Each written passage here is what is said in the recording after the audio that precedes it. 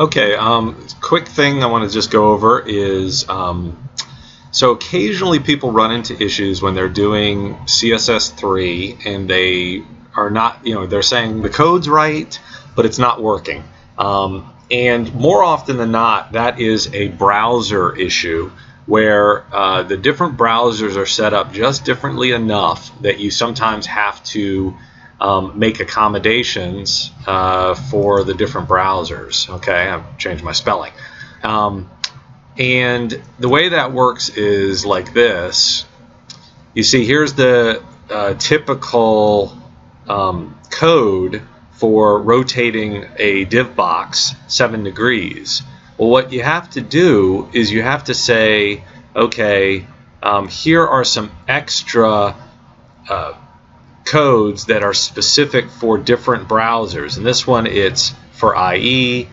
In this one, it's for Chrome, Safari, and Opera. And I'm actually right now on Chrome. Usually I work in Firefox, which this is the standard for Firefox.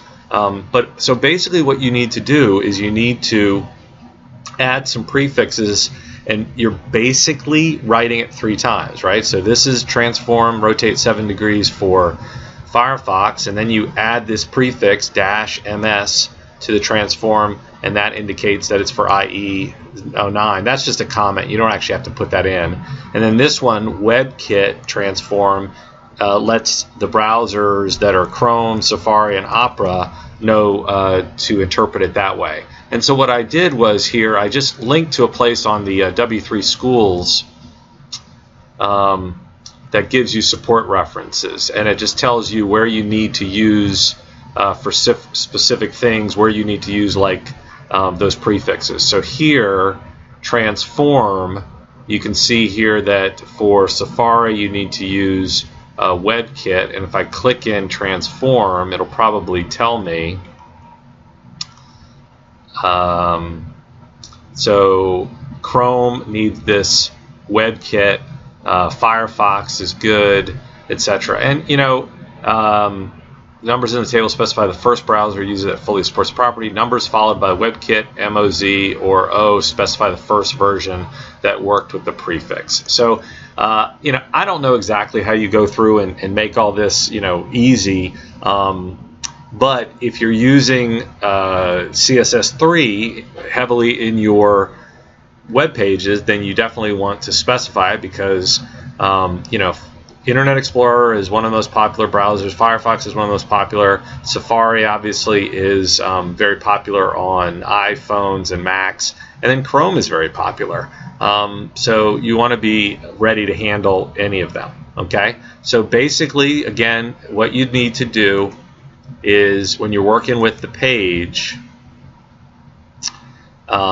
you need to add these prefixes. So this one, and then these 2 here, and I'll show you how that would work here, because if I take off these, and I'm in Chrome, right?